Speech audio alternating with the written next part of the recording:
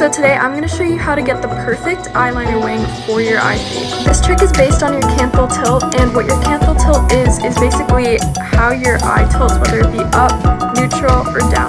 If the line going from your inner corner to your outer corner tilts up, you have a positive canthal tilt. If it goes straight across, you have a neutral canthal tilt, and if it goes down, you have a negative canthal tilt. And the way I get eyeliner to perfectly enhance my eye shape is by following the direction of my waterline. As you can see, my waterline angles up quite a bit, so I'm going to follow that line with eyeliner. And that is going to look a little something like this. After you get your first initial line, you're going to draw a straight line connecting from the end of the wing to the middle of your eyelid. So just remember, this is going to look different on everybody because everybody's eye shape is different. But I think one of the best things about makeup is enhancing the features you already have. And also, anyone can wear eyeliner however they want to. But if you're looking for a place to start, I hope this video helps.